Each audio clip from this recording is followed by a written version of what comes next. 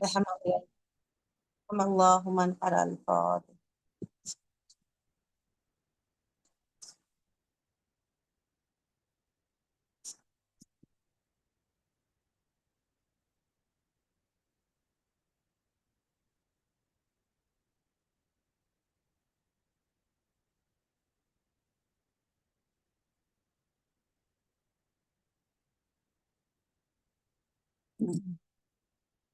لا حول ولا قوة إلا بالله العلي العظيم. أعوذ بالله من الشيطان اللعين الرجيم. بسم الله الرحمن الرحيم.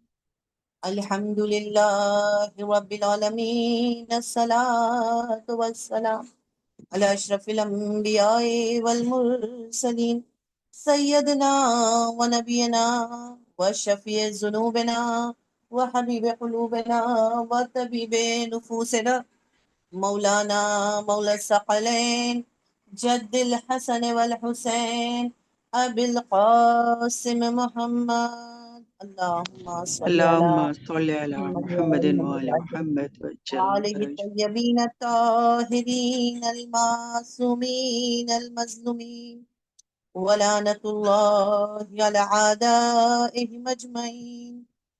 أما بعد فقد قال إمام الزمان هذا جل الله تعالى فرجه الشريف في ابنة رسول الله لي أسوة حسنة. صلوات محمد. اللهم صل اللهم على صل على محمد محمد وآل وآل محمد. محمد وعجل فرجه.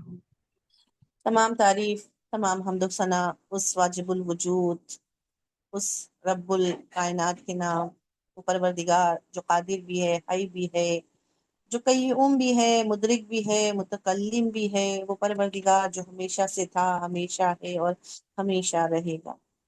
وہ رازق پروردگار جو سمندر کی تہ میں چھپے ہوئے کیڑے کے بھی رزق کو دینا نہیں بھولتا، جو بن مانگے بے حساب بے شمار نعمتیں عطا کرنے والا ہے.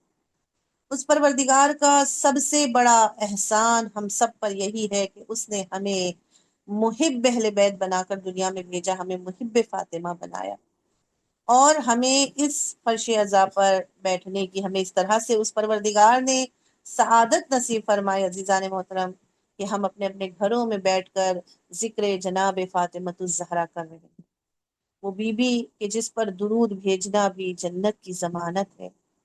کہ خود رسول اللہ فرماتے ہیں صل علیک یا فاطمہ غفر اللہ لا والحقہ لی فی الجنہ، کہ اے فاطمہ جس نے آپ پر درود بھیجا، جس نے آپ پر صلوات بھیجی ہے، اللہ اس کے تمام گناہوں کو معاف کر دیتا ہے اور اس پر جنت کو واجب قرار دے دیتا ہے. عزیزان محترم، بڑے بڑے انبیاء نے دعا کی اللہ مجھے صالحین سے ملا دے، اللہ مجھے صالحین سے ملا دے. عزیزان محترم، رسول فرما رہے ہیں کہ جو در فاطمہ زہرا پر آ کر درود بھیجتا ہے وہ جنت میں میرے ساتھ ہوگا. یعنی پیغمبر کا امتی کہلانا اور ہے اور جنت میں پیغمبر کے ساتھ ہونا اور ہے. ہم سب یہی دعا کرتے ہیں پروردگارہ ہمیں جنت میں رسول کا جانشین بنانا، ہمیں جنت میں اہل بیت کا جانشین بنانا. یہی تو دعا ہے نا، صرف جنت میں جانے کی ہم تمنا نہیں رکھتے، ہم اہل بیت کے جوار میں رہنے کی تمنا رکھتے ہیں، ہم رسول کے جوار میں رہنے کی تمنا رکھتے ہیں. رسول اللہ فرماتے ہیں جو میری بیٹی فاطمہ پر درود و سلام بھیجے گا وہ جنت میں میرے ہمراہ ہوگا. تو جو جنت میں وہی پیغمبر کے ساتھ ہوگا جو زہرا کا محب ہوگا. خوش نصیب ہیں ہم کہ ہم جناب فاطمۃ الزہرا کے چاہنے والے ہیں. اور آپ دیکھیے پیغمبر یہاں یہ بھی واضح طور پہ بتلا رہے کہ پیغمبر کے ساتھ جنت میں وہی ہوگا جس کا رشتہ زہرا سے ہوگا. اور روایت ہے کہ پھر پیغمبر جو ہے روز محشر فرمائیں گے پروردگارہ یہ میرا امتی ہے، یہ مجھ سے دور کیوں ہے؟ تو کہا آواز قدرت آئے گی اے نبی آپ کو نہیں پتا کہ آپ کے بعد انہوں نے کیا کیا؟ انہوں نے اجر رسالت ادا نہیں کیا تھا. کیا تھا اجر رسالت عزیزان محترم؟ پروردگار نے فرمایا تھا قل لا اسألکم علیہ اجرا الا المودۃ فی القربى. رسول کہہ دیجئے امت سے کہ مجھے اجر رسالت کچھ نہیں چاہیے، اگر کچھ اجر رسالت دے سکتے ہیں تو وہ میرے اقربا سے، میرے اقربا سے محبت اور مودت اختیار کرو. تو جو چیز امت کو پیغمبر سے جوڑے گی وہ کیا ہے؟ وہ اقربا کی محبت ہے. اقربا کون ہے؟ وہ فاطمۃ الزہرا ہے. یعنی زہرا کی محبت، زہرا کی مودت انسان کو، ایک مسلمان کو پیغمبر کے سے جوڑتی ہے اور پیغمبر کے قریب لے جاتی ہے. یعنی یہی وہ ذات ہے جو حلقہ وصل امامت بھی ہے، حلقہ وصل رسالت بھی ہے. یعنی اگر امامت تک پہنچنا ہے تو بھی جناب فاطمۃ الزہرا کے وسیلے سے پہنچیں گے، اور اگر رسالت تک پہنچنا ہے تو بھی وسیلہ جناب فاطمۃ الزہرا ہی ہے. بس ہم خوش نصیب ہیں کہ ہم جناب فاطمۃ الزہرا کی چاہنے والی ہیں، اور خدا کا شکر ادا کیجئے کہ اللہ نے ہمیں یہ توفیق سعادت نصیب فرمائی کہ ہم اس بی بی کا غم منانے کے لیے آج یہاں پر اپنے گھروں میں اس طرح سے ہم بی بی کا غم منا رہے ہیں. عزیزان محترم، عقلیں حیران ہیں کس جگہ پر ہیں ہم. آپ تصور کریں کس بی بی کا غم منانے کے لیے ہم جمع ہیں. کوئی معمولی ہستی نہیں ہے زہرا. اسی لیے آپ دیکھیں ہمارے مراجع کرام کہتے ہیں کہ چاہے تم تھکے ہو، چاہے تم کتنی بھی تمہاری حالت خراب ہو، نیند بھی آ رہی ہے، تو بھی اس مجلس میں ضرور جا کر بیٹھو جہاں پر فاطمۃ الزہرا کے نام کی فرش ازاں بچھائی جا رہی ہے. ہمارے مراجع اہتمام کرتے ہیں یام فاطمیہ کا. کیوں؟ کیونکہ ہمارے مراجع، بعض مراجع جو ہیں وہ باقاعدہ کہتے ہیں کہ ہم چاہتے ہیں جب مجلس اہل بیت میں یہ اہل بیت کے چاہنے والے جمع ہوں، سیاہ لباس میں، ایک سپاہی، ایک مثلا سیاہ لشکر کی طرح سب جو ہیں اس مجمع میں موجود ہوں. اور یہ ہمارا ہونا، یہ احتجاج ہے ہمارا، یہ سیاہ لباس پہننا ہمارا، یہ بتلا رہا ہے کہ تم کتنا بھی قاتل زہرا کو چھپاؤ، ہمارا لباس بتلا دے گا کہ زہرا کے قاتل اصل میں کون ہے. عزیزان محترم، بس ہمیں ایام فاطمیہ جتنا زیادہ سے زیادہ ہو سکے کوشش کریں ایام فاطمہ کو بڑھ چڑھ کر منائیں. لوگ کہتے ہیں کہ کیا ضرورت ہے اتنے دنوں تک ایام فاطمیہ کو منانے کی. عزیزان محترم، یہ تو کم ہے.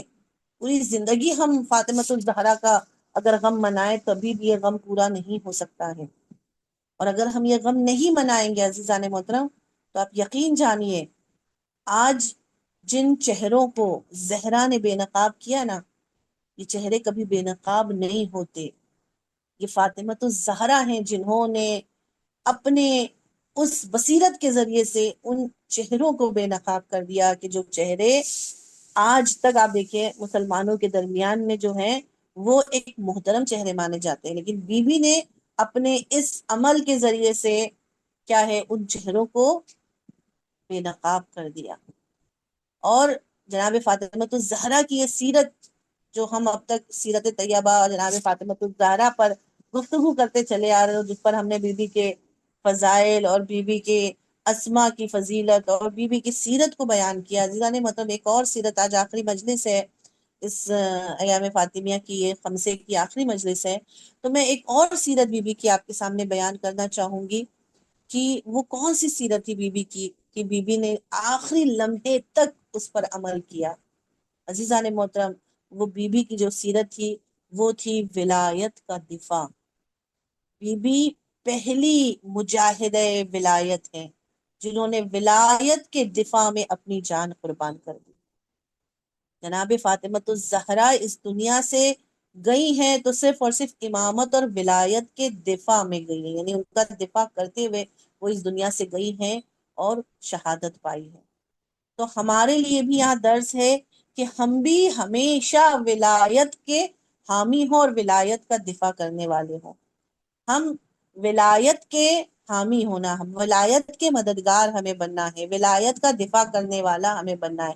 بی بی نے ولایت کے دفاع میں اپنی جان دی ہے، ولایت کے دفاع میں یہ ساری قربانیاں پیش کی ہیں. اور آپ دیکھیے کہ اسی ولایت کا ایک رکن اور ایک طریقہ جو ہے وہ خطبہ فدق کی صورت میں آپ نے دیا، کہ جو ولایت کے دفاع میں جا کر آپ نے دیا ہے. مولا علی کی ولایت کا آپ نے ہر اعتبار سے دفاع کیا، اور یہ ولایت کے دفاع میں جو خطبہ دیا ہے جسے خطبہ فدق کہتے ہیں، آپ دیکھیے کہ کس طرح سے یہ خطبہ دیا ہے. اب بعض لوگ یہاں پر یہ کہتے ہیں کہ بی بی اپنے حق کا مطالبہ کرنے کے لیے دربار میں چلی گئی تھی. جبکہ عزیزان محترم ہم دیکھتے ہیں کہ بیوی کتنی کمزور اور مرض کی حالت میں کہ آپ سے بستر سے اٹھا نہیں جاتا تھا، اس حالت میں آپ ایک ایک مسلمانوں کے دروازے پر گئی ہیں، اور اسی کے ساتھ ساتھ آپ دربار بھی گئی ہیں، اور دربار میں وہ خطبہ فدق آپ نے دیا ہے۔ آخر کیا سبب تھا؟ آپ دیکھیے، کیا فقط وہ چند کھجوروں کے باغ درخت جو تھے، وہ جو باغ تھا، اس باغ کو حاصل کرنے کے لیے بیوی جو ہے وہ اتنی تکلیف، اتنی زحمت، اتنی مشقتیں بیوی نے اٹھائی تھی؟ نہیں عزیزان محترم، یہ خطبہ کیوں دیا تھا بیوی نے؟ اگر صرف اس باغ کو ہی حاصل کرنا ہوتا تو شہزادی یہ بھی کر سکتی تھی کہ اپنے اس خطبے کے الفاظ کو اپنی قمیص فضہ کو بتلا دیتی، سکھا دیتی، اور ان سے کہتی جاؤ میری طرف سے یہ پیغام خلیفہ کو سنا کر آ جاؤ، یا کسی صحابی رسول کو پیغام لکھ کر دے دیتی جاؤ میری طرف سے یہ خطبہ پڑھ کر لوگوں کو سنا دو۔ خود جا کر دربار میں یہ خطبہ دیا ہے۔ کیوں دیا عزیزان محترم؟ اس سے کہ شہزادی کونین جانتی تھی کہ ان کی اپنی زبان سے کہے الفاظ کی قیمت کتنی زیادہ ہے، کہ قیامت تک تاریخ کے اور اوراق میں ان کا یہ خطبہ ولایت امیر المومنین کے دفاع میں ثبت ہو جائے گا، اور تا قیامت لوگوں کو یہ معلوم ہو جائے گا کہ کس طرح اس بیماری کی حالت میں بھی شہزادی نے ولایت کا دفاع کیا ہے۔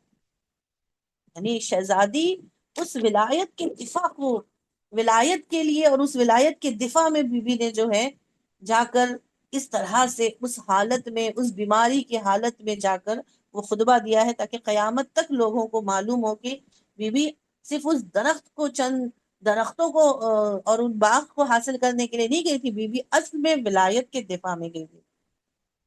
ورنہ ایسا نہیں ہے کہ شہزادی کو جو ہے وہ صرف مثلا شہزادی کو اپنے کھانے کی یا اپنے فقر و تنگدستی کی فکر تھی، نہیں، اس لیے کہ رسول نے پہلے ہی بتلا دیا تھا کہ میری لال سب سے پہلے تم مجھ سے آ کر ملحق ہو جانے والی ہستی ہو۔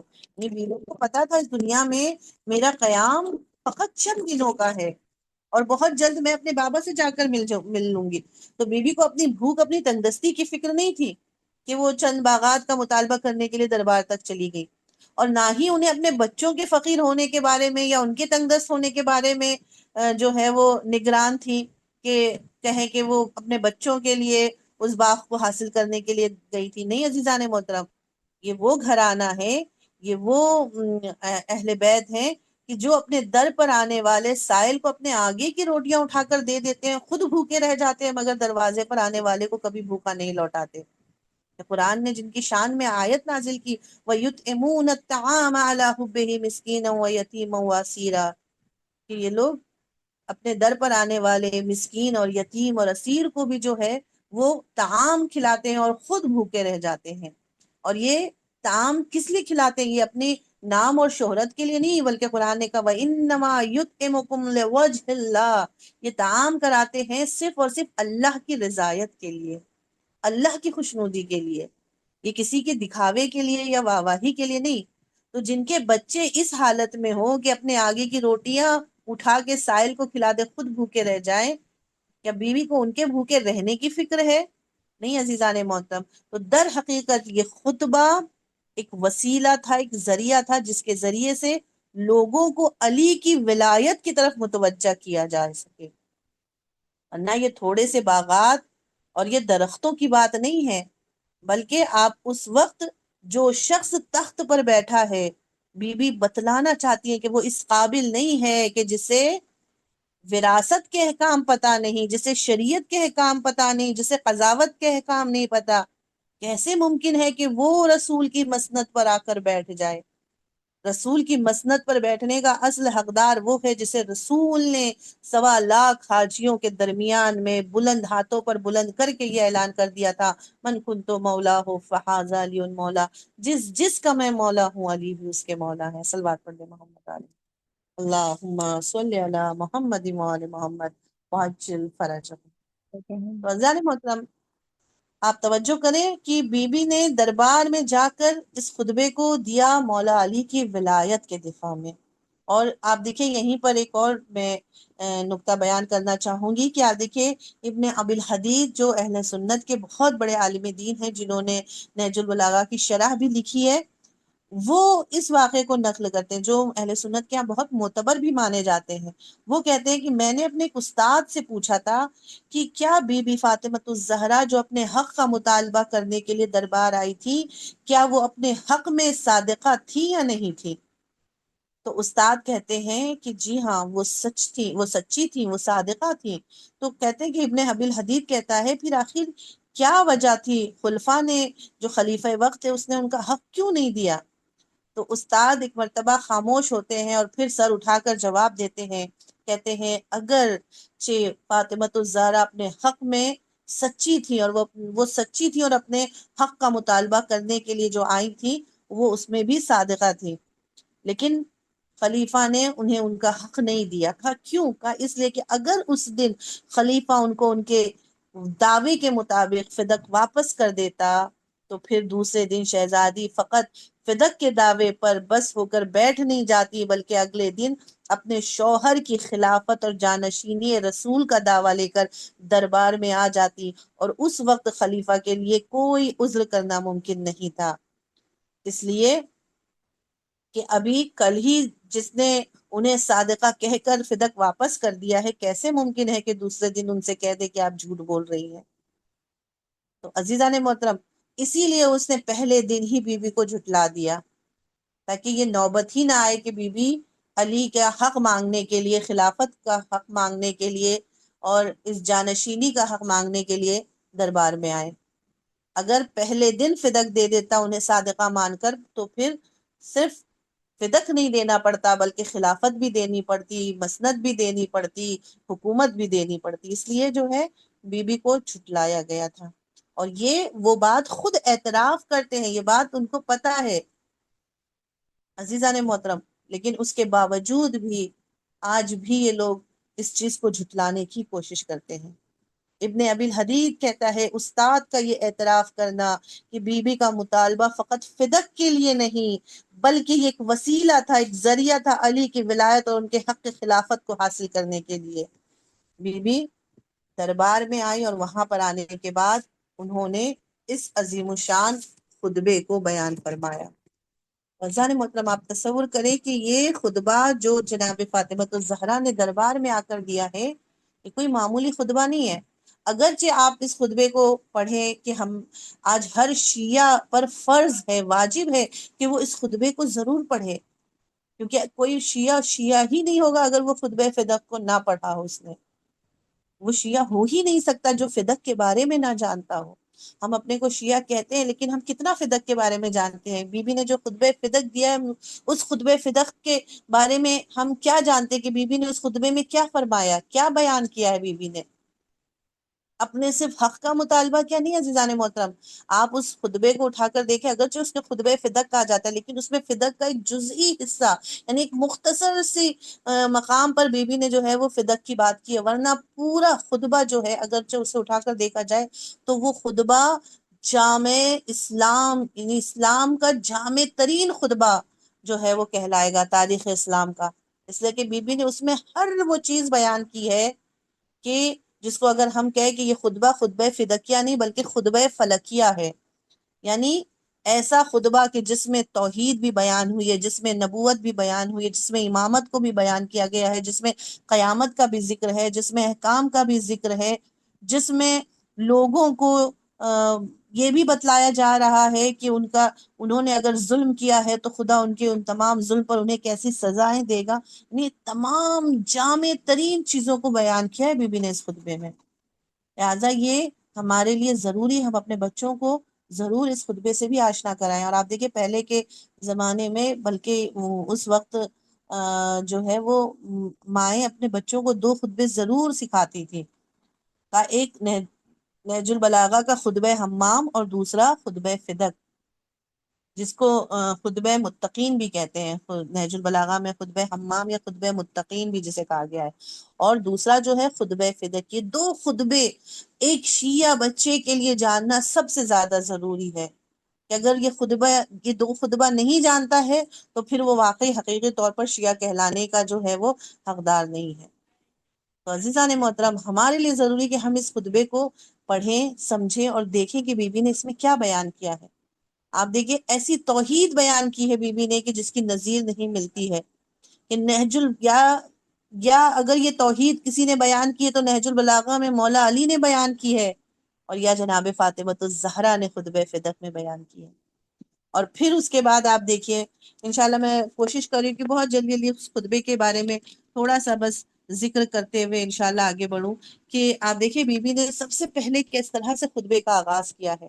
سب سے پہلے خدا کی حمد، خدا کا شکر ادا کرتے ہوئے، عزیزان محترم، پروردگار عالم کی حمد و ثنا کر رہی ہیں زہرا۔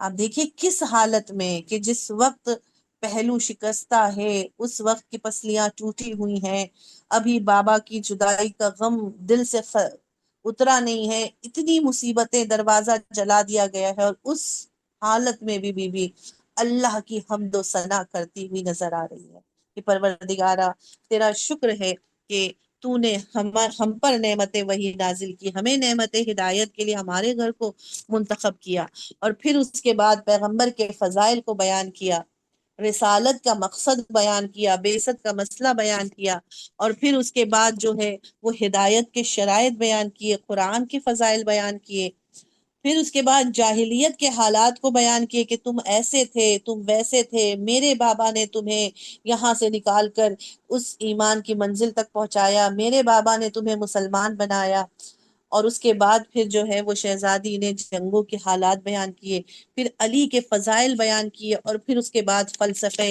احکام کو بیان کیا۔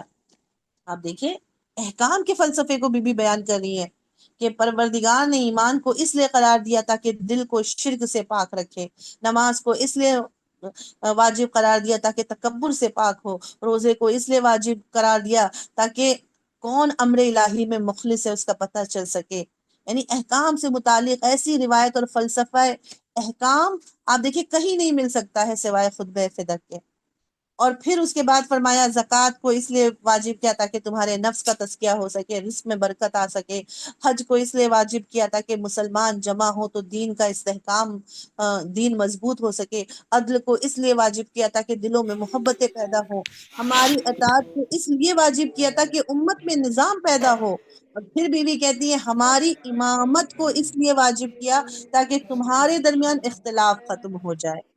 یعنی بی بی اس بھرے مجمع میں کہہ رہی ہے کہ خدا نے ہماری امامت کو اس لیے واجب کیا تاکہ تمہارے اختلافات ختم ہو سکے۔ عزیزان محترم، بی بی نے جب یہ جملہ کہا نا، دربار میں کسی میں ہمت نہیں تھی کہ بی بی کو روک کر کہہ دے کہ امامت تو ہم نے چنی ہے، لیکن شہزادی نے اس جگہ پر یہ لفظ کہہ کر اعلان کر دیا کہ شہزادی فقط خرمے کے چند درختوں کا مطالبہ کرنے نہیں گئی تھی، بلکہ یہ بتلانے گئی تھی کہ تمہارے بنائے ہوئے امام اور ہوتے ہیں اور خدا کے بنائے ہوئے امام اور ہیں۔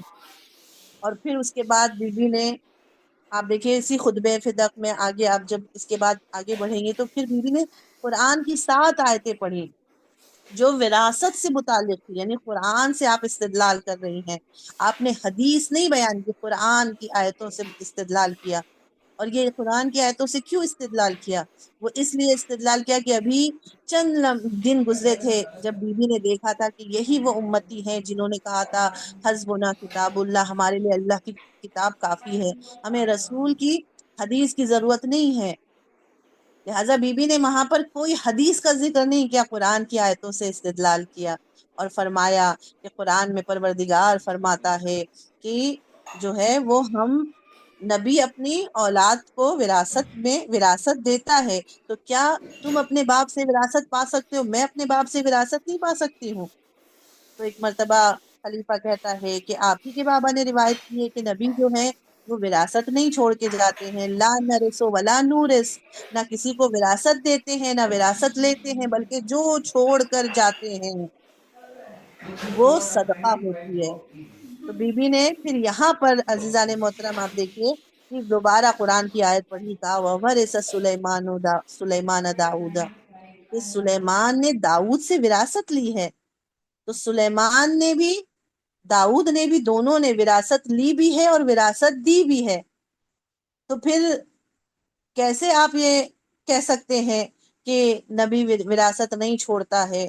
تو اس کا مطلب یہ آیا ہے کہ جناب فاطمۃ الزہرا یہاں ایک اور چیز جو ہے وہ زمانے کے سامنے بیان کر رہی ہے کہ بی بی دربار میں صرف اس خرمے کے درخت کو، اس باغ کو حاصل کرنے کے لیے، اس باغ کا مطالبہ کرنے کے لیے نہیں گئی تھی، بلکہ ان مسلمانوں سے یہ سوال کرنے گئی تھی کہ تمہارا پورے قرآن پر اعتماد ہے یا آدھے قرآن پر اعتماد ہے؟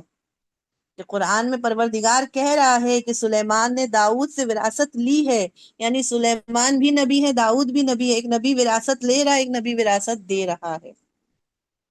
اور پھر اس کے بعد جب خلیفہ نے دیکھا تو کہتا ہے اچھا ٹھیک ہے، آپ اپنے ساتھ کوئی گواہ لائی ہیں، اب پوری تفصیل ہے، تفصیل میں تو نہیں جانا ہے۔ جناب فاطمۃ الزہرا نے مولا علی کو گواہ کے طور پر پیش کیا تو کہا وہ گواہ رد کر دیا گیا کہ یہ تو آپ کے شوہر ہیں۔ عزیزان محترم، علی جیسے امام کی گواہی کو ٹھکرا دیا گیا۔ پھر بی بی نے حسن اور حسین کو گواہی کے طور پر پیش کیا تو حسن اور حسین کی بھی گواہی کو ٹھکرا دیا گیا کہ یہ تو بچے ہیں، یعنی بچے کی بھی گواہی، یہاں پر امام حسن امام حسین کو بچہ کہہ کر ان کی گواہی جو ہے وہ ٹھکرا دی گئی۔ جبکہ آپ دیکھیں قرآن میں پروردگار عالم نے گہوارے میں جو چھوٹا سا بچہ ہے اس بچے کی گواہی، ایک نبی کے لیے جب اس بچے نے گواہی دی تو اس گواہی کو پروردگار نے قبول کر لیا۔ اور یہ مسلمان کو خلیفہ ہیں کہ جو حسن اور حسین جیسے امام کی گواہی کو ٹھکرا رہے ہیں۔ اور اس کے بعد پھر ایک مرتبہ اس نے کہا کوئی اور گواہ ہو تو کوئی اور گواہ پیش کیا جائے، تو کہا اس وقت بی بی ام ایمن کے ساتھ جو ہیں وہ اس دربار میں آئی تھی۔ ام ایمن کے کاندھے کا سہارا لے کر آئی تھی، بی بی سے چلا نہیں جا رہا تھا، ام ایمن کے کاندھوں کا سہارا لے کر بی بی آئی تھی۔ ام ایمن کون ہے عزیزان محترم؟ ام ایمن رسول اللہ کی کنیز تھی اور بعد رسول وہ شہزادی کو وراثت میں مل گئی تھی۔ بی بی نے ام ایمن کو گواہی کے طور پر پیش کیا تو ایک مرتبہ وہ کہتا ہے کہ یہ تو کنیز ہے۔ بی بی کہتی ہے میں کنیز کی حیثیت سے پیش نہیں کر رہی ہوں، یہ کنیز رسول کی تھی، وراثت میں مشتق۔ تو جناب فاطمۃ الزہرا نے کنیز کو، جناب ام ایمن کو جو ہے وہ گواہی کے طور پر پیش کیا۔ اب جان محترم یہاں پر بھی آپ دیکھیے کہ انہوں نے کہا یہ تو کنیز ہے رسول کی۔ جناب فاطمہ زہرا نے کہا کہ میں کنیز کی حیثیت سے نہیں پیش کری ہوئی، کنیز تھی رسول کی، لیکن وراثت میں مشتق آئی ہیں۔ اور اگر تیری وہ روایت صحیح ہے کہ جو تو کہہ رہا ہے کہ نبی اپنی وراثت نہیں چھوڑتے ہیں، تو پھر ام ایمن میرے گھر پر نہ ہوتی۔ اور عزیزان محترم اس کے بعد پھر بی بی نے لوگوں کو خطاب کیا اور لوگوں کو مخاطب کر کے فرمایا کہ تم لوگ جو ہے وہ کیوں خاموش ہو، تم دیکھو اپنے آپ کو، تم کہاں ہو؟ پھر انصار کو مخاطب کیا کہ جو بڑی بڑی باتیں کیا کرتے تھے کہ تم میرے بابا کے ساتھ بڑھ چڑھ کر تم نے ساتھ دیا، کیا ہو گیا ہے تم کو جو تم لوگ میرا ساتھ نہیں دے رہے ہو؟ اور پھر اصحاب کی عہد شکنی کی طرف اشارہ کیا کہ جس طرح سے پیغمبر کی حیات میں یہ لوگ وعدہ کر کے رسول کے وعدے کو انہوں نے توڑ دیا اور پھر سکوت اور خیانت کا سبب جو ہے یہ بن رہے تھے۔ بیوی فرماتی ہے تم کیوں خاموش ہو اور کیوں تم نے یہ خیانت کی، اور اس کا سبب بھی بتا دیا کہ پھر آنے والے سخت حالات ہیں امت تمہارے لیے، اور تمہیں میں آگاہ کر رہی ہوں کہ اب یہ نہ سوچنا کہ تم چین سے سو سکو گے، نہیں، اب تم بھگتو گے، قیامت تک بھگتو گے۔ اور آپ دیکھیے کہ یہی حقیقت آج ہمیں نظر بھی آ رہی ہے۔ آج مسلمانوں کی جو حالت ہے، آج جو مسلمان بھگت رہے ہیں، یہ صرف اسی عہد شکنی کا نتیجہ ہے۔ اگر مولا علی کو ان کے حق سے محروم نہ کیا گیا ہوتا، اگر جناب زہرا کو ان کا حق دے دیا گیا ہوتا تو مسلمانوں کی یہ حالت اور یہ کیفیت نہیں ہوتی۔ یہ ذلت اور رسوائی جو مسلمانوں کے حق میں آئی ہے وہ صرف اور صرف حق زہرا نہ دینے کی وجہ سے ہے، یہ صرف اور صرف حق زہرا کے کھا جانے کی وجہ سے ہے۔ تو عزیزان محترم جناب فاطمۃ الزہرا ولایت کے دفاع میں، ولایت کے حق کے مطالبے کے لیے دربار میں آئی تھی، اس باغ کو حاصل کرنے کے لیے نہیں آئی تھی۔ اب یہاں پر بس میں چند جملے اور بیان کروں گی اور انشاءاللہ پھر میں مسائل کی طرف آ جاؤں گی کہ یہ چند نکات بھی بیان کرنا ضروری ہے کہ کیوں یہ فدق کو چھین لیا گیا تھا، کیوں ان لوگوں نے فدق کو چھینا تھا، جبکہ انہوں نے اپنی نگاہوں کے سامنے دیکھا تھا کہ رسول اللہ نے خیبر کا قلعہ جب فتح کر لیا اور یہودیوں نے وہ بغیر جنگ کے وہ باغ فدق رسول کو ہبہ کیا، تو رسول اللہ نے اسے اپنی بیٹی فاطمہ کو دیا، اور صرف دیا نہیں بلکہ تمام مسلمانوں کو جمع کر کے باقاعدہ سند بنا کر لوگوں کے سامنے فاطمہ تو زہرا کے ہاتھوں میں وہ سند دی، اور یہ بتلا دیا کہ دیکھو یہ خیبر کا جو باغ ہے یہ میں اپنی بیٹی فاطمہ کو دے رہا ہوں۔ تمام مسلمانوں کی نگاہوں کے سامنے دینے کے باوجود یہ کیوں خلیفہ نے جو ہے یہ باغ فدق اہل بیت سے چھین لیا تھا؟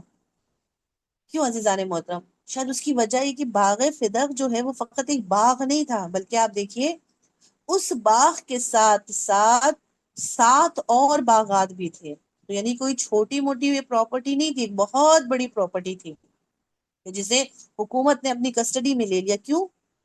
کیونکہ اس کے ذریعے سے وہ اہل بیت کو کمزور کرنا چاہتے تھے، کیونکہ یہ ایک اقتصادی جنگ تھی ان کے نگاہوں میں۔ کیونکہ آج بھی دنیا میں ہم دیکھتے ہیں جس کا اقتصاد، جس کا جو فائنینشلی اعتبار سے مضبوط ہوتا ہے وہی سپر پاور ہوتا ہے، جس کا اقتصاد کمزور ہوتا ہے وہ سب کے سامنے کمزور ہی رہتا ہے۔ مولا علی کو کمزور کرنے کے لیے فدق کو چھینا گیا تھا تاکہ لوگ ان سے دور ہو جائیں، اس لیے کہ ظاہر سی بات ہے جس کے پاس دولت ہوتی ہے اس کے اطراف میں لوگ ہوتے ہیں۔ مولا علی سے لوگوں کو دور کرنے کے لیے، مولا علی کو کمزور کرنے کے لیے فدق چھینا گیا تھا، اور بی بی کے طلب کرنے کا مقصد بھی فقط باغ حاصل کرنا نہیں تھا بلکہ مولا علی کو اقتصادی طور پر مضبوط بنانا تھا۔ بی بی کا مطالبہ تھا کیونکہ مولا علی کے پاس اگر دولت ہوتی تو پھر وہ اگر وہ باغ ہوتا تو وہ لوگوں کو علی اس میں سے دیتے، اور جب علی دیتے تو لوگ علی کے اطراف میں ہوتے۔ کیوں لوگوں نے علی کو چھوڑ دیا؟ کیونکہ علی کے پاس ظاہری طور پر کچھ بھی نہیں تھا۔ لوگ کہتے ہیں ایک باغ ہی تو تھا، عزیزان میں یہ صرف ایک باغ نہیں تھا، باغ فدق کے ساتھ میں نے کہا نا 7 باغات تھے، اور اس کی سالانہ درآمد جو تھی وہ تقریباً 24,000 دینار، یا ایک روایت میں نے پڑھی اس میں تھا 70,000 دینار اس کی جو ہے وہ سالانہ درآمد تھی، جبکہ اس دور میں 7-8 دینار میں جو ہے وہ لوگ گھر خرید لیتے تھے۔ لوگوں کی تنخواہیں 7-8 دینار ہوا کرتی تھی۔ آپ دیکھیے جہاں 7-8 دینار میں گھر خریدا جا سکتا وہاں 24,000 دینار یا 70,000 دینار یہ کم رقم نہیں تھی۔ کہا تھا فوج کا سالانہ خرچ جو ہے وہ 1 سال کی درآمد جو ہے وہ باغ فدق سے جو ملتی تھی اس سے پورے سال کا فوج کا خرچہ نکل آتا تھا، یعنی اتنی بڑی وہ پراپرٹی تھی۔ تو دراصل وہ اہل بیت کو، مولا علی کو کمزور کرنا چاہتے تھے، اور اس وجہ سے بی بی فاطمہ الزہرا نے اپنے حق کا مطالبہ کیا۔ اور دوسری جو وجہ تھی وہ یہ تھی کہ آپ دیکھیں جو حق جس کا ہوتا ہے نا تو حق کو پھر لیا جاتا ہے۔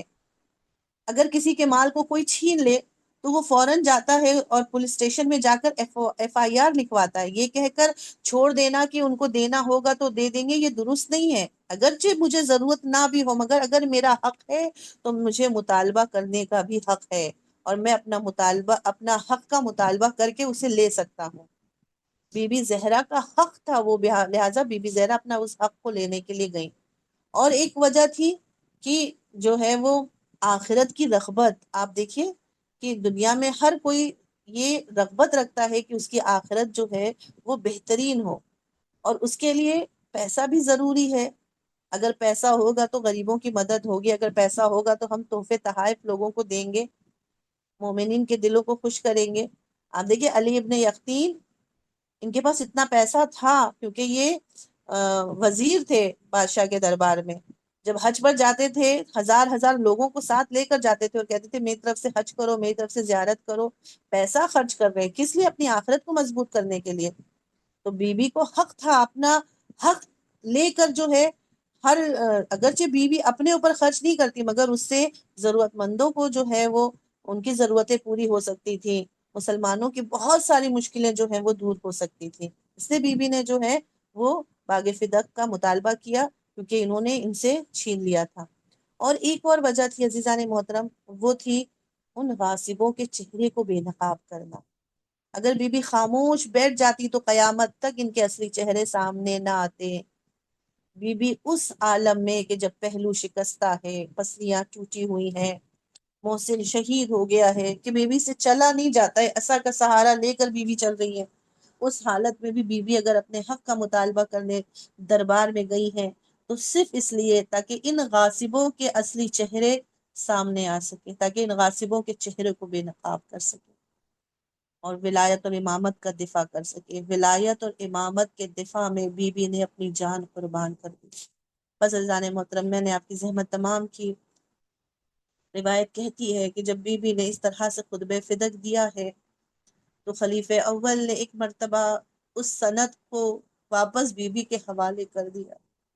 کہتے امام حسن کے ہاتھ پکڑ کے بی بی نے اس سند کو لیا اور لے کر دربار سے جب باہر واپس آئی ہیں تو وہاں پر وہ خلیفہ دوم کہتے ہیں کہ اس کی نظر جناب فاطمہ الزہرا پر پڑی۔ ایک مرتبہ وہ آگے بڑھ کر کہتا ہے کہ ہاتھ میں کیا ہے؟ بی بی نے اپنے ہاتھوں میں اس سند کا دکھایا، کہا کہ یہ وہ سند ہے جو مجھے دے دی گئی ہے۔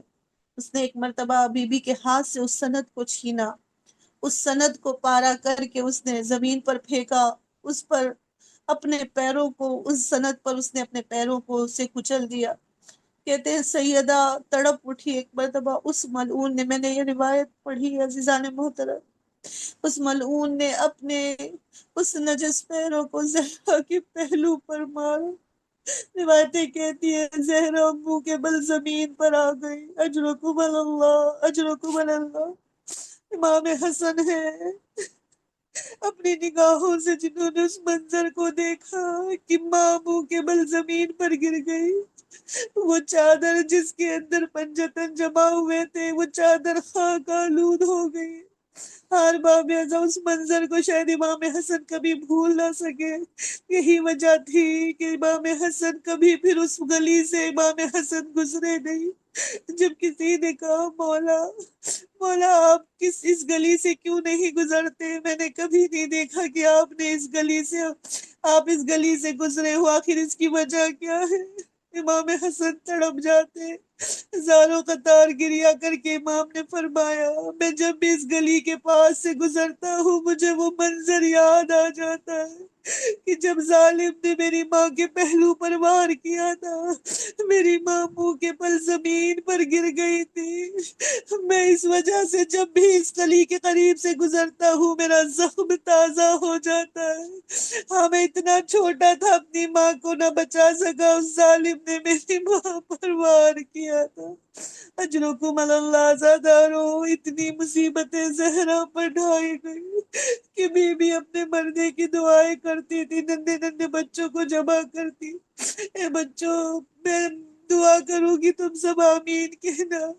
اب بچوں نے شاید سوچا ہو ماں اپنی صحت کی دعا کرے گی۔ ایک مرتبہ سیدہ ہاتھوں کو اٹھاتی پروردگارہ ان بچوں کا واسطہ اجل وفاتی، مجھے جلد سے جلد موت دے دے۔ ہر باب اذان ننے ننے بچے ہاتھوں کو اٹھائے تھے، آمین کہے تو کیسے؟ ارے ماں تو ہماری یتیمی کی دعا مانگ رہی ہے۔ اجرکم اللہ، اجرکم اللہ زادارو جی کھول کے گریا کیجئے، زہرا کی مصیبتیں بڑی سنگین ہیں۔ زہرا نے اپنا مرثیہ خود پڑھا، قبر رسول پر آگے فرمایا تھا سبت علیہ مصائب اللہ والنہار، سبت علیہ سرنا علیہ۔ اے بابا آپ کے بعد سیدہ پر اتنی مصیبتیں پڑی، اگر دنوں پر پڑتی رات کی تاریخی میں تبدیل ہو جاتے۔ اجرکم اللہ زادارو، میری شہزادی بابا کے بعد صرف 75 دن یا بعض بات کہتے 95 دن سے زیادہ زندہ نہ رہ سکی۔ ارباب ہزار سیدہ کی زندگی کے آخری ایام ہے۔ ایک مرتبہ میری شہزادی نے زینب کو بلایا، چھوٹی سی زینب ہے، کہا میری لال وہ صندوق اٹھا لاؤ۔ ارباب ہزار زینب نے وہ صندوق اٹھایا، ماں کے قریب آ کر بیٹھ گئی۔ ایک مرتبہ زینب کے سامنے سیدہ نے صندوق کھولا، اب بی بی وصیت کر رہی ہے زینب یہ کفن ہے، جب ماں دنیا سے چلی جائے بابا کو دے دینا، کہنا مجھے یہی کفن دینا۔ اس کے بعد دوسرا کفن نکالا، کہا بیٹی ایک وقت آئے گا جب تیرے بابا کے سر پہ ضربت لگے گی، اے زینب یہ کفن بابا کو دے دینا۔ تیسرا کفن نکالا، ایک مرتبہ کہا بیٹی ایک وقت آئے گا جب تیرے بھائی حسن کے کلیجے کے 72 ٹکڑے ہوں گے، اے زینب یہ کفن حسن کو دے دینا۔ زینب خاموشی سے دیکھ رہی ہے، ایک چوتھا کفن نکالا، کہا بیٹی یہ چوتھا کفن بھی تیرے بھائی حسن کے لیے ہے۔ ارے زینب خاموش ہے، دیکھا کفن ختم ہو گیا، ایک مرتبہ ننھی سی زینب نے اپنی زبان میں ایک جملہ کہا اماں سب کا کفن آپ نے رکھا، میرے بھائی حسین کا کفن نہیں ہے۔ بس سیدہ تڑپ گئی، ایک جملہ کہتی ہے زینب ارے تیرے بھائی حسین کو کفن نہ ملے گا۔ ایک کرتا سلا اپنے ہاتھوں سے سلا ہوا زینب کو دیا۔ اے زینب کربلا میں ایک وقت آئے گا جب میرا حسین آخری رخصت کو آئے گا، میرے حسین کو یہ پھٹا ہوا کرتا دے دینا، میرے حسین کا یہی کرتا کفن بنے گا۔ اجرکم اللہ۔ اور باب ازاں زینب کی اسے وصیتیں کر لی، علی کو وصیت کی رات کی تاریکی میں مجھے غسل و کفن دیجیے گا، رات کی تاریکی میں میرا جنازہ اٹھائیے گا۔ ہاں زادارو، فاطمہ دنیا سے چلی گئی، رات کی تاریکی میں علی نے غسل و کفن دیا، رات کی تاریکی میں جنازہ اٹھا۔ روایت کہتی بس چند نفر جو تھے، چند افراد ہی فاطمہ کے جنازے میں شامل تھے، بڑی غربت کے عالم میں سیدہ کا جنازہ اٹھا۔ روایتیں کہتی ہے کہ جب علی فاطمہ کے جنازے کو دفن کر کے لوٹے ہیں تو جو علی کے ہمراہ جناب ابو ذر اور جناب مقداد بھی تھے، کہتے جب جناب مقداد مسجد نبی کے پاس سے گزرے تو وہ دوسرا ملعون ایک مرتبہ سید جناب ابو ذر اور جناب مقداد کے سامنے آ کر کھڑا ہو گیا، کہا سیدہ کو کہاں دفنا کر آئے ہو؟ جناب مقداد خاموش ہے، بس اس ملعون نے ایک تماچا جناب مقداد کے چہرے پہ مارا، جناب مقداد منہ کے بل گر پڑے، اور جیسے ہی منہ کے بل گرے ایک مرتبہ زاروں قطار رونا شروع کر دیا۔ وہ ملعون کہتا ہے مرد ہو کر ایک تماچا کھا کے ارے رو رہے ہو؟ ایک مرتبہ جناب مقداد کھڑے ہو کے اپنے خاک آلود کپڑے کو جھاڑتے ہوئے کہتے ہیں میں اس لیے نہیں رو رہا کہ تو نے مجھے تماچا مارا ہے، ارے میں تو یہ سوچ کر رو رہا ہوں کہ جب تو نے مجھے مارا میں منہ کے بل زمین پر گر گیا، ارے تو نے اسی ہاتھ سے سیدہ کو تماچا مارا تھا، ہائے سیدہ نے کیسے برداشت کیا ہوگا، ہائے سیدہ منہ کے بل زمین پر گر گئی، کیسے سیدہ نے اس اذیت کو تکلیف کو برداشت کیا ہوگا۔ الا لعنت اللہ علی القوم الظالمین، انا للہ و انا الیہ راجعون، رضا بقضائہ تسلیما لامرہ، ماتم حسین۔ حسین حسین